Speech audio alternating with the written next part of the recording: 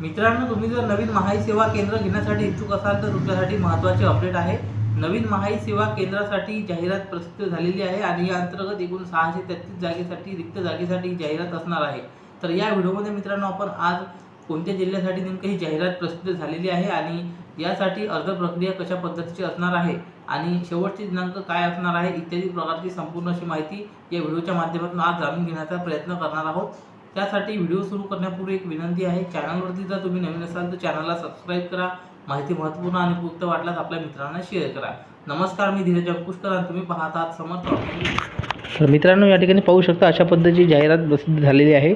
चंद्रपूर जिल्ह्यासाठी जी जाहिरात आहे 4 मार्च ते 18 मार्च या कालावधीमध्ये तुम्हाला जे काही अर्ज आहे ते करायचे आहेत। अर्ज करण्यासाठी तुम्हाला सकाळी 11 ते सायंकाळी 6 वाजेपर्यंत जिल्हाधिकारी कार्यालय चंद्रपूर येथील सेतू शाखा येथे सेतू संकलनाकडे हे जे काही अर्ज आहे ते तुम्हाला करायचं आहे। हे झालं या ठिकाणी वेळापत्रक जी काही जाहिरात आहे त्याचं। त्यानंतर महत्त्वाचं म्हणजे अटी शर्ती आहेत। यामध्ये 18 वर्ष पूर्ण असणं गरजेचं आहे। वय किमान 12वी मागितलेली आहे, कारण की हे ग्रामीण भागासाठी आहे म्हणून। त्यानंतर ज्या रिक्त ग्रामपंचायत किंवा गट ग्रामपंचायतकरता अर्ज केला आहे तो त्या ग्रामपंचायतीचा भौगोलिक क्षेत्रातला रहिवासी असणं गरजेचं आहे आणि त्याचंच प्रूफ म्हणून तुम्हाला वोटर कार्ड असेल, आधार कार्ड असेल, रेशनिंग कार्ड असेल हे तुम्हाला प्रूफ द्यावं लागणार आहे आणि मराठी व इंग्रजी भाषेचे ज्ञानसुद्धा असणं गरजेचं आहे। बाकी तुम्हाला कॉम्प्युटरचं नॉलेज म्हणून MSc किंवा CCC लागणार आहे आणि बाकी याच्यामध्ये संबंधित अर्जदार यांना जिल्ह्यामध्ये फक्त एकाच ठिकाणी नव्याने आपले सरकार केंद्रासाठी अर्ज करता येईल। त्यानंतर याच्या अगोदर तुमच्याकडे जर ID असेल तर तुम्हाला ते मिळणार नाही आणि बाकी याच्यामध्ये इथे इतर अटी शर्तीसुद्धा तुम्ही पाहू शकता।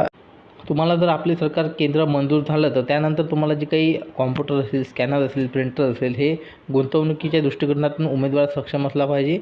तर ते अशा पद्धतीचे ते अटी शर्ती आहेत। तुम्ही ते सविस्तर अटी शर्तीसुद्धा पाहू शकता। याची जाहिरात तुम्हाला डिस्क्रिप्शनमध्ये लिंक मिळेल, तिथे तुम्हाला मिळून जाईल। ते सविस्तर माहिती तुम्हाला वाचून घ्यायची आहे।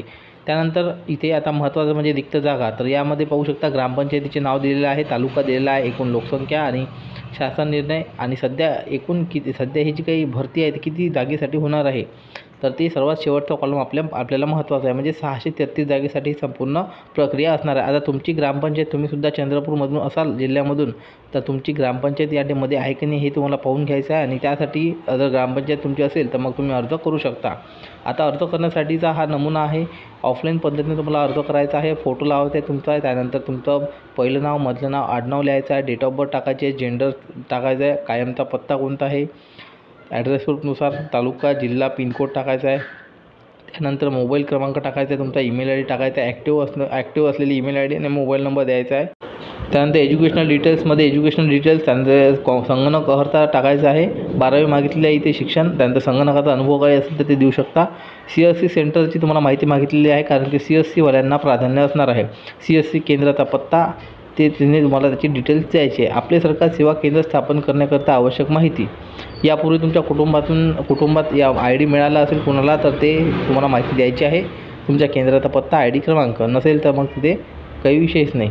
त्यानंतर नव्याने केंद्र स्थापन करायचे, ग्रामपंचायतीचे गट ग्रामपंचायतीचे नाव, कुठे तुम्हाला नवीन जे आहे ते केंद्र स्थापन करायचं आहे त्या ग्रामपंचायतीचं नाव तुम्हाला लिहायचं आहे। आधी ती रिक्त जागा पाहून घ्यायच्या आणि ज्या ठिकाणी तुम्ही करणार आहात त्याचं जे काही जिओ टॅगिंगचा लॅटिट्यूड आणि लॉंगिट्यूड, तर जिओ टॅगिंगमध्ये फोटो काढायचे तिथे तुम्हाला मिळून जाईल किंवा गुगल मॅपवरती सुद्धा मिळून जाईल ते जिओ टॅगिंगचं लॅटिट्यूड, लॉंगिट्यूड। त्यानंतर तुमचा तालुका, जिल्ह्याचे नाव, पिनकोड, त्यानंतर पॅन क्रमांक, आधार कार्ड क्रमांक, बँकेचा नंबर, बँकेचे डिटेल्स, त्यानंतर भाड्याची जागा की स्वतःची आहे ते आणि उपलब्ध संगणक साहित्याचा तपशील, तुमच्याकडे काय काय अवेलेबल आहे, संगणकाची संख्या, प्रिंटरची संख्या, स्कॅनरची संख्या ती तुम्हाला द्यायचं आहे। त्यानंतर प्रतिज्ञापत्र आहे, त्या प्रतिज्ञापत्रात तुम्हाला दिनांक, ठिकाण, अर्जदाराची सही करायची आणि नाव लिहायचं आहे तुमचं आणि या जे काही प्रतिज्ञापत्र आहे ते वाचून घ्यायचं आहे की तुम्हाला कशा पद्धतीचे प्रतिज्ञापत्र आहे अटी।